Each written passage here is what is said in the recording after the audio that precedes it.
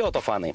Praėjusį savaitgalį Utenoje finišavo legendinis pirmasis Lietuvos ralio čempionato etapas Holsvinter Rally 2013. Gan netikėtai jį laimėjo, į ralio areną vėl grįžę Deividas Jocius su Kastyčiu Torau. Netrukus per autofanus jūsų laukia išsami pirmo Lietuvos ralio čempionato etapo apžvalga.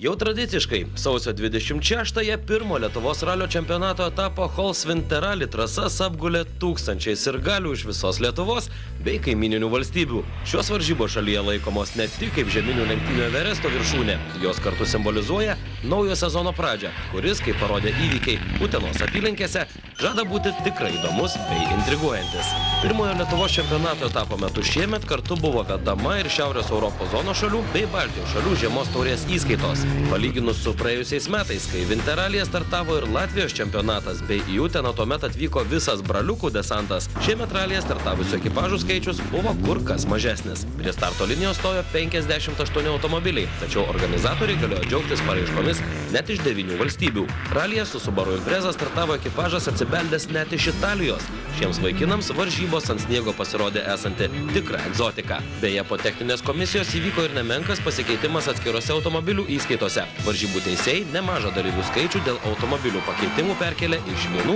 į kitas klases. Na, tai galbūt labiau aktualu buvo patiems sportininkams, bet ne žiūrovams, kurie dar tamsoje užsiėmė geriausias vietas prie 6 iki skausmo pažįstamų greičio ruožų. Juos lenktynininkai įveikė po 2 kartus. Bendrai Vinterralio metu jie nuvažiavo 272 km, tarp jų 112 jie įveikė pilnu tempu.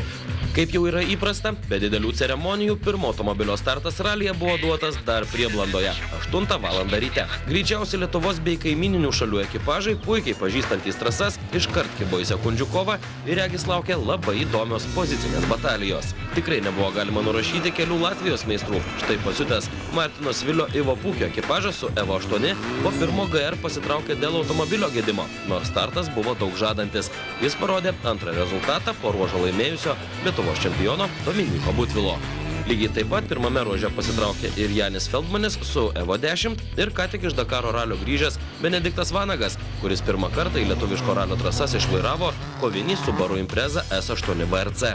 Benedikto ir jo šturmanės Gretos Germanavičiūtės debiutas Vinterralyje dėja nebuvo įspūdingas. Laiko atsigriebti dar tikrai turėsime, o šį kartą teko vynioti meškeres dėl pavarų perjungimo sistemos gedimo. Serviso zonoje sakė pilotas. Liūdniausias atsitikimas yra tai, kad aš praradau šansą išsibandyti šį automobilį, praradau šansą išsibandyti šturmaną šiame ralyje, bet tai yra automobilių sportas ir taip atsitinka. Šiaip galiu pasakyti, kad tikrai nebuvau labai darbingas šio ralio metu, susipažinimo metu tai vis laik knapsėjau prie vairo ir norėjau miego. Tai dabar turėsiu iki sekančio ralio porą savaičių ir manau, kad bus pakankamai laiko atgauti jėgas ir gerai pasirodyti sekančiame ralyje. Tame pačiame pirmame ruože iki nelaimės nedaug trūko, tačiau viskas apsėjo laimingai Ramūnui Čepkauskui su Tomu Šipkausku. Iš jų Evo 9 automobilio variklio skyriaus pliūptelėjo atvira liepsna. Ant įkaitusio variklio nukrito plasmasinis oro filtro kiautas. Pilotas atleido akceleratorių ir jau ieškojo vietos sustojimui, bet netrukus ugnis užgeso savaime ir ekipažas varžybas tęsė. Tačiau kartą atleistas gazas kainavo labai daug. Ruože jie atvažiavo tik 8, lyderiui nusileidę net 12 sekundžių. Vėliau viskas ėjosi gerai. Ramūno ir Tomo duetas įtikinamai laimėjo 3 greičio ruožą, tačiau sumažinti sekundžių deficitą buvo tikrai nelengva. Dėl garbingiausio trofėjaus kovojantys ekipažai važiavo sekundė į sekundę. Pradžioje važiavosi labai gerai, pirmam greičio ruože turėjom nesklandumų, nukrito oro filtro plasmasė, ant kolektoriaus užsidegė ir degėm atvirą ugnim. Tai pirmam greičio ruože norėjom jau šokti iš mašinos, kad patys įsigelbėtumėm ir kad mašiną gesint, bet nukrito, ta plasmasė sudegė ir nukrito, finišavom, kaip sakant, dūmuose, bet finišavom. Kai nemažai stiprių žaidėjų iš aikštelės iškrito jau po pirmo greičio ruožo, dėl aukščiausio pozicijų liko kovoti patys greičiausi mūsų šalies ralio vilkai. Kurį laiką iki 4 GR pirmavo Vytauto Švedo ir Žilvino Sakalausko duetas su Mitsubishi Lancer Evo 10. Tiesa, jiems atsipalaiduoti neleido praėjusių metų čempionai Dominykas Butvilas su Renatu Vaitkevičium. Gerokai techniką pasitobulinę, savąjį Evo 10 perdarę į modernesnį R4 klasės automobilį, sportininkai kol kas atsilieka tik 2 sekundėmis. Nors ir jiems sekasi ne itin gerai. Automobilio variklis sugalvojo pūsti alyvą lauk, tad tarp ruožų tekdavo stoti ir ją papildyti. Kas čia domai pasidarė pas tave? Tebalus alsuoja motoras stipriai. Tai reikia. Tikiuosi nepritrūksim tebalų. Kur buvęs, kur nebuvęs, prie pirmo Vinteralio trejeto būrelio prisijungė ir Deivido Jociaus Kastyčio Toro ekipažas su Evo 9. Beje, po 4 metų pertraukos kartu vėl startavęs duetas važiavo buvusiu Ramūno Čepkausko N4 klasės bolidu. Nors Deividui Jociui praėjusiais metais tiesiog tragiškai nesisekė, tačiau padaręs ilgoką pertrauką ir vėl į trasą grįžęs pilotas teigė, jog didelių tikslų šiose varžybose nėra užsibrėžęs. Nors žiūrovai Deividui yra priklijavę avarijų meistro etiketę, tačiau po 3 greičio ruožo finišo jo ekipažas įsitaisė 3 ralio bendros įskaitos vietoje. Už jo 2 sekundėmis atsilikęs važiuoja Ramūnas Čepkauskas, 5-tuką 4 ralio praėjus užbaigė Roko Kvaraciejus Mindaugo Čepulio ekipažas su Mitsubishi Lancer Evo 10. Bene lemtingiausia rokiruotė lyderių suvestinėje įvyko 4 greičio ruože. Jį šturmuojant, ko gero didžiausių ambicijų pilni Vytauto Švedo ir Dominyko Butvilo ekipažai patyrė rimtų nemalonumų, kurie buvo lemiami viso ralio baigčiai. Dominikas su šturmanu Renatu Vaitkevičiumi 4 tope atvažiavo tik 7. Negana to, kad variklis tepalais putoja. Greičio ruože užstrigo ir rankinis stabdys. Jo, turėjom biškai problemų, ten varė tepalą. Gerai, kad buvom pasiėmę, šiek tiek ten dasipilt reikėjo. Rankinis buvo užstrigęs 4 greičio ruože, tai ten dėl to praradau daug labai brangaus laiko. O kitose jau stengiamės atsilošti, pasivyt, ką praradom ir kovą toliau. Na, o po nesėkmės 4 ruože Vytautas Švedas po ralio prižadėjo, jog atsodins kelis nuskintus pakelės medalius. Jo ekipažas išslydo iš trasos ir ilgokai ieškojo sugrįžimo į kelią. Visa laimė, jog automobilis neužklimpo. Antrai būtų prireikę milžiniškų pastangų Mitsubishi grąžinti į trasą. Čia ekipažas prarado mažiausiai 20 sekundžių ir tai rezultatui tikrai nepadėjo. Ruože jie finišavo tik 8, o bendroje įskaitoje jie atsidūrė iš 1-3 vietoje. Šiandien pakankamai viskas stabiliai gerai. Padarėm vieną klaidelę, kuri kainavo apie 20 sekundžių. Buvom nulėkę nuo kelio, kol sugrįžom, kol radom kaip išvažiuoti, tai dabar tų 20 sekundžių panašu, kad trūksta. Dar kol kas čiut batai per dideli. Šiaip nešėjo 43 išvarą, jeigu kalbėti metaforom, tai dar kol kas 45. Po to, kai dėl pirmos vietos kovoja ekipažai gavo šaltą dušą, į lyderius striktelėjo Deividas Jocius su Kastyčiu Torau. Nors likusiuose ruožuose iki serviso ir Vytautas Švedas ir Dominykas Butvilas pavyzdingai reabilitavosi, Vytautas su Žilvinu Sakalausku buvo 3, o Domas su Renatu Vaitkevičium 2 bendros įskaitos vietoje, tačiau 4 ruože aibę laiko padovanoja Deividui, jie atitinkamai nuo jo atsiliko 18 ir 13 sekundžių. Po įvairiausių nesėkmių lavinos pernai, Deivido Jociaus ir Kastyčio Torau ekipažas Hols Vinteralių įpusėjus užsiėmė lyderio poziciją. Jei sąžiningai, nelabai to tikėjomės. Su Kaščiu nevažiavom ilgai, mašina nepažįstama, nesinorėjo vėl ralį užbaigti dar jam neįpusėjus. O čia, prašau, net šiek tiek sutrikęs, servise įspūdžiais dalijosi pilotas. Neturiu jokio streso, važiuoju į startą, įsišiepęs ir startuoju lygiai tokia pačia nuotaika, tai tikiuosi ir pavyks finišuoti taip pat. Su kiekvienu kilometru įgaunu kažkokį tai pasitikėjimą savim, šiokį tokį greitį. Pirmam greičio ruože tokią klaidelę nedidelę padarėm, neužsukom į vieną posūkį, tai teko atbulėm pavažiuoti, ten skausmingo nieko nebuvo, bet antrą kartą jau tam pačiam greičio ruože pusę minutės pagerinam laiką, tai kaip viskas ir pagal planą. Su Kastyčiu irgi nevažiavę 4 metus kartu, tai treniruočių labai kažkokių neturėjom, šiek tiek pasivažinėjom prieš lenktynės, bet dabar jau pradedam kažką jausti, ryšį tarpusavio. Tiesa, nepaminėjome, jog po 5 GR Ramūno Čepkausko Tomo Šipkausko Evo 9 pakilo į antrą bendros ralio įskaitos vietą. Tačiau 6 greičio ruožo starte subyrėjęs galinės ašies reduktorius palaidojo visus gerus ekipažo norus. Lyg to be būtų trūkę, ties dopo finišu nulėkė ir ratas, prarastos Marios laiko. Duetui beliko kovoti tik dėl pirmos vietos klasėje, mat jų įskaitoje realios grėsmės jiems nelabai kas galėjo sukelti. Iki 6 greičio ruožo tai sekėsi šauniai puikiai. Lenktyniavom dėl pirmos absoliučios pozicijos, bet atvažiavus į 6 greičio ruožo startą. Sustartavus subirėjo reduktorius galinės, tai teko važiuoti avariniu režimu ir tiesiog tik tai pravažiavau tą greičio ruožą, ko pasakoje 1 minutę pasibloginam tą savo startinę poziciją, reiškia bendrai paėmus laikę. Aišku, dar pamiršau paminėti, kad likus kilometrų iki finišo nutrūko galinio rato špilkas, pametėm ratą. Tai buvo labai sudėtinga situacija. Gerai, kad buvo likę 2 špilkos, uždėjom ratą, šiaip netaip davažiavom iki servizo ir mano šaunus mechanikai iš tikrųjų padarė maksimum, per pusę valandos pakeitė ir reduktorių, pakeitė rato stupicą vadinamą, pusašį pakeitė visą pusę automobilio galinės dalies. Na, o dabar pasivaikščiokime po serviso parką ir pasižiūrėkime, kas įdomaus vyksta čia. Lyg karo lauko ligoninėje automobiliai ruošiami antrai Vinterrally sekcijai. Užsukame į italų Alessandro Tadei, Massimo Dadoveri palapinę. Nors mūsų sirgalė juokais kalbėjo, kad italai ir jų Subaru Impreza Utenoje sušals ir toli nenuvažiuos, tačiau šie vaikinai po 6 GR stabiliai laikėsi 10-oje ralio bendros įskaitos vietoje. Užbėgdami įvykiams už akių paminėsime, jog svečiai labai garbingai šalčio egzaminą išlaikė ir finišavo 8. Tiesa, nuo lyderio jie atsiliko net 4 minutėmis. Kaip čia reikia važiuoti, dar nelabai suprantame. Pasižiūrėjus į jūsų lyderių rezultatus, net plaukai šiaušiasi, sakė šturmanas. It's not easy to find a race in Italy with snow. Italijoje rasti varžybas ant sniego sudėtinga. Dėl šios priežasties čia ir atvažiavome pabandyti automobilį ant apledėjusių kelių. Greičio ruožuose daug žiūrovų ir jie visuomet ragina lėkti. Tai labai gražu.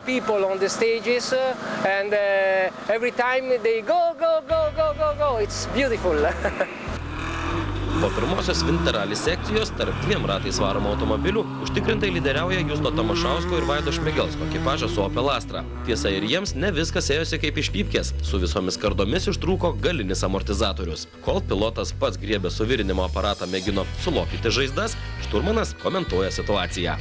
Iš po tramplino stipriai leidomės ant to galinio rato vairuotojo pusės ir iš kėbulo išplėšė amortizatoriaus vietą tvirtinimo. Tai Justas, jeigu suvirins, lėksim toliau. Iki tol labai gerai pasisekė nuo pačio pirmo greičio ruožo, abudu maksimaliai susikaupėm.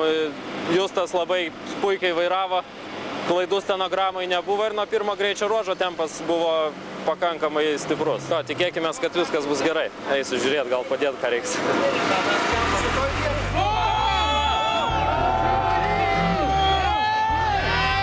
Ralio fanų simpatijų ekipažas Dovilas Čiutelė ir Aleksandras Dainys startavo legendiniu Lada 5.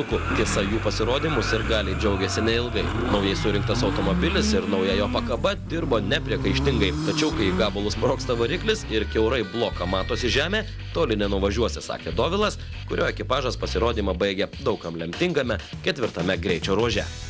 Ten, kas atsitiko, tai net neplanavau sapnuose tą detalę, kad sulūžtų, tai tikrai netikėjau. Viską galvojau, kad galėjo bilekas iki laido menkiausių sugesti nuo šakės iki spyruoklės, bet kad švaistiklis toks firminis nutrūktų, niekaip nedėjo, žinok.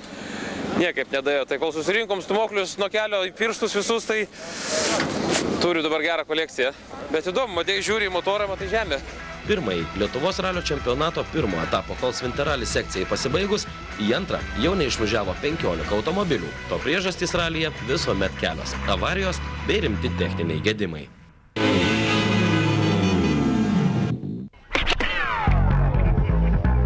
Skubiai pakeitę dislokaciją, žiūrovai užgulė likusius 6 Holsvinter Rally greičio ruožus. Gražiausius, jau senokai net savo vardus turinčius tramplinus.